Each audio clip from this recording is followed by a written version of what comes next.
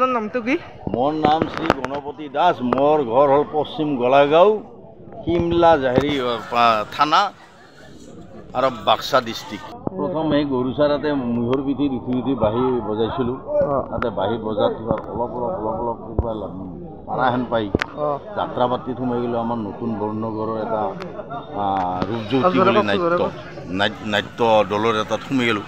সোমাই যাই তাতে থিয়েটাৰত থকা গংগা দাস নামে একজন গায়ক পালোঁ। তেওঁৰ পৰা চাৰেগামা শিকিলোঁ। চাৰেগামাখিনি পাই মই অলপ কৰি উন্নত হৈ আমাৰ গুৱাহাটী কি বোলে পৰমেশ্বৰ বসুমতাৰীৰ লগত নটৰাজত থাকলোঁ।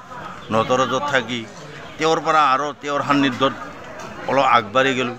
যাই এনেকৈ ভ্ৰাম্যমান থিয়েটাৰত নটৰাজত, তাৰপিছত চিত্ৰলেখা, ৰাজশ্ৰী এইবিলাকত ঘূৰি আৰু বৰ্তমান অৱসৰ টাইম মোৰ বুঢ়া হ'লোঁ।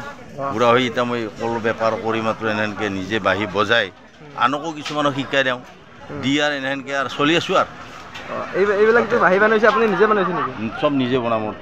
পুৰা টিউনৰ বাঁহী শুনাই দিব নেকি একবাৰ? শুনাবা পৰা যাব।